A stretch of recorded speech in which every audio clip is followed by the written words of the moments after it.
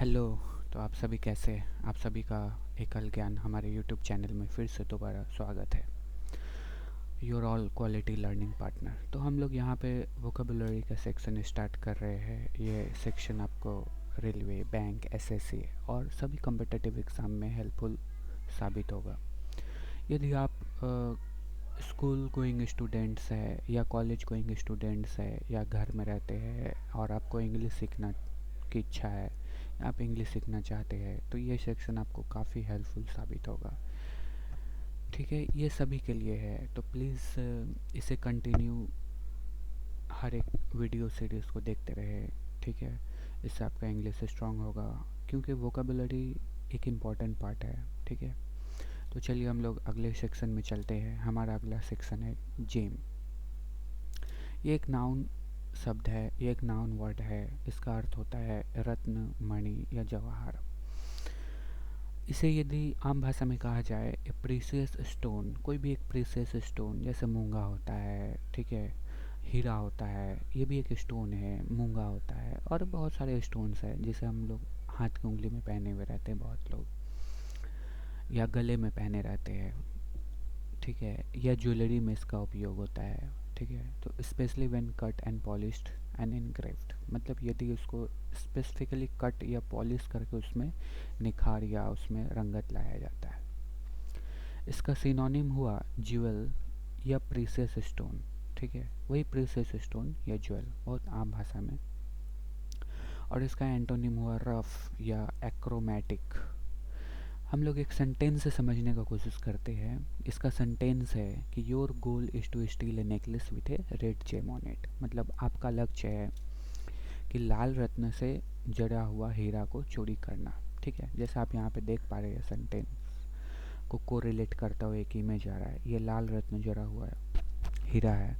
ठीक है, और आपका गोल यही है, मान लीजिए।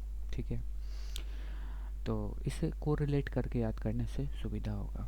ठीक है, आप वर्ड को कभी भूलेंगे नहीं। तो चलिए हम लोग अगले नेक्स्ट वर्ड में चलते हैं। हमारा नेक्स्ट वर्ड है एम्पेरर।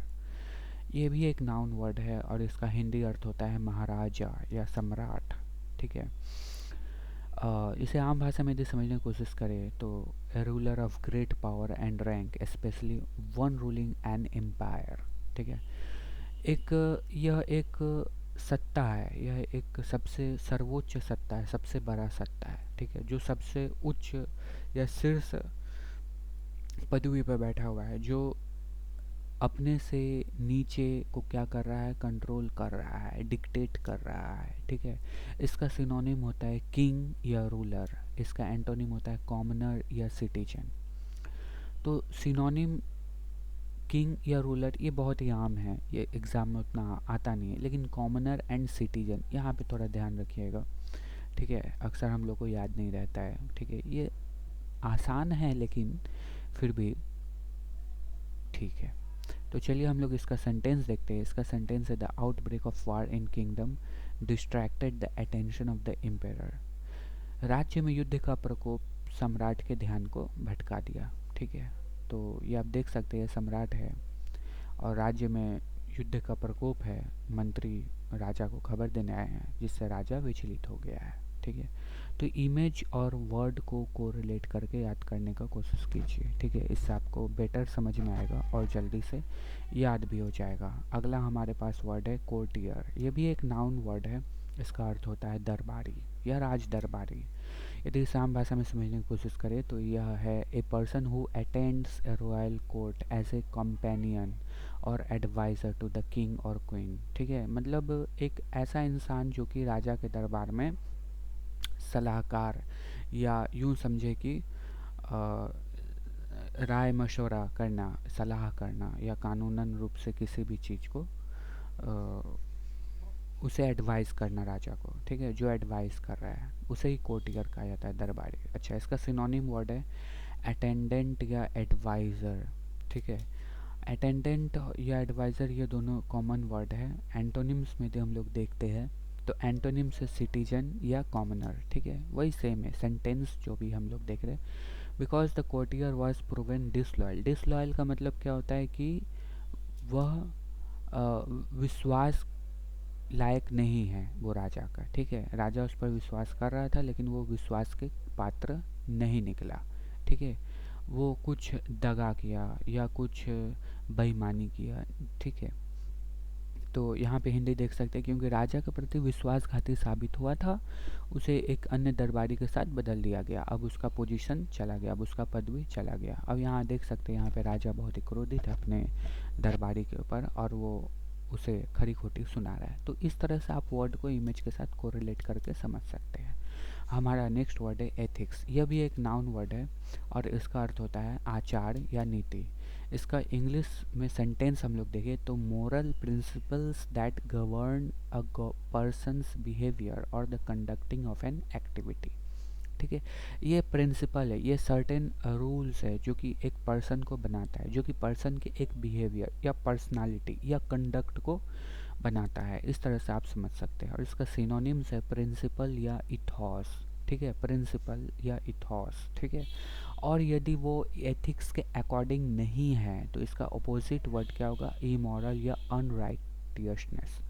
इसका मतलब इमोरल मतलब जो नैतिक या नीति का पालन नहीं कर रहा है। इसका यदि हम लोग सेंटेंस देखें तो वैदिक एथिक्स, ठीक है, वैदिक के नियम कानून या वैदिक के आचार या वैदिक के नीति या वैदिक के आचार संहिता, ये जो है सिंपल तो है लेकिन आज के मॉडर्न टाइम के लोगों के लिए यह वैलिड नहीं है, अर्थात पालन इन लोगों के लिए कठिन है।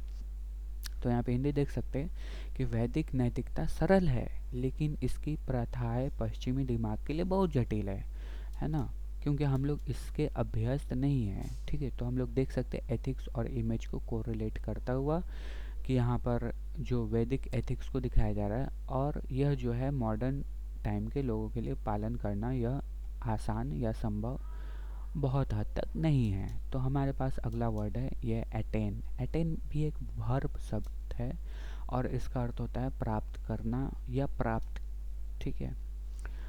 इसका सिंपल मायने में हम लोग समझने की कोशिश करें तो सक्सीड इन अचीविंग, इसका सिनोनिम वर्ड होता है अचीव करना या ऑब्टेन करना, जिसका प्रयास कर रहे हैं। और यदि आप उसको अटेन ना कर पाए तो मिस करना या फॉल शॉर्ट ऑफ हो जाना। अच्छा, no one can attain truth by himself, कि सत्य का खोज एक इंसान खुद से या अकेले नहीं कर सकता है, ठीक है। जैसा आप लोग सुनते हैं परम सत्य, इसके लिए हमें गुरु के पास जाने की आवश्यकता है, हमें गाइड के पास जाने की आवश्यकता है जो हमें मार्ग दिखाने की कोशिश करेगा। जैसे आप यहाँ पे हिंदी में देख पा रहे हैं कि कोई भी स्वयं सत्य को प्राप्त नहीं कर सकता है। और ये इमेज आप देख पा रहे हैं, इस इमेज से कोरिलेट करने की कोशिश करें। जैसे कि यहाँ पर है ट्रूथ या ऑर्डर या धर्म, इसे खुद से समझा नहीं जा सकता है, ठीक है, हमें गुरु के पास जाना पड़ेगा। तो आप लोग वर्ड को कोरिलेट करके इमेज से आप लोग इसे बहुत दिनों तक याद रख सकते हैं और आसानी से याद भी कर पाएंगे, ठीक है। अगला वर्ड है जेलस। ये भी एक एडजेक्टिव वर्ड है और इसका अर्थ होता है ईर्ष्या करना। जब किसी इंसान के पास कुछ होता है, जैसे फीलिंग और शोइंग एनवी ऑफ समवन, या कोई भी इंसान क्या कर रहा है, उसे कुछ लाभ प्राप्त हो रहा है या अथवा यूँ समझे कि उसे कुछ हासिल हो गया है, तो दूसरे को देखकर उसके प्रति ईर्ष्या या जलन की भावना उत्पन्न होती है, इसे जेलस कहा जाता है, ठीक है। तो सिनोनिम इसका अर्थ होता है एनवियस या जॉन्डिस्ड। ध्यान रखिए यहाँ पे जॉन्डिस्ड दिया हुआ है, इसका मतलब ये नहीं कि ये वह बीमारी जो पीला रोग से जो स्किन येलो हो जाते हैं, ऐसी बीमारी से संबंधित नहीं है ये। जॉन्डिस्ड मतलब भी ईर्ष्या ही होता है, ठीक है। थोड़ा सा कंफ्यूजिंग है बट इसे याद रखने का कोशिश कीजिए। एंटोनिम जो भी है ये टॉलरेंट या परमिसिव होता है।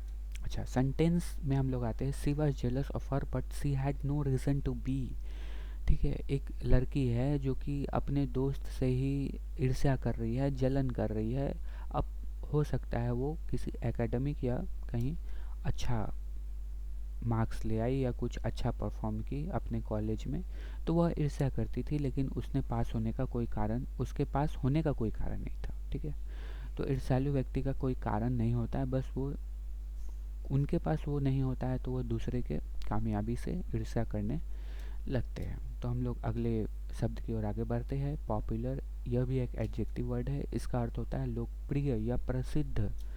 अच्छा, इसका हम लोग आम भाषा में समझने की कोशिश करें तो लाइक्ड, एडमायर्ड, जो लोगों के द्वारा पसंद किए जा रहे हैं, जो लोगों के द्वारा प्रशंसनीय हैं, जो और अन्य लोगों के द्वारा वंदनीय हैं, ऐसा कह सकते हैं। तो ऐसे लोग क्या कहलाते हैं? पॉपुलर।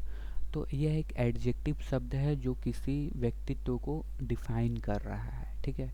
और इसका सिनोनिम वर्ड होता है पॉपुलर या फेमस, ठीक है, याद रखिएगा, बहुत सिंपल है। एंटोनिम्स है अननोन या एनोनिमस। एनोनिमस का मतलब जिसे कोई जानता नहीं हो, इसका मतलब वो पॉपुलर नहीं है क्योंकि उन्हें कोई जान नहीं रहा है।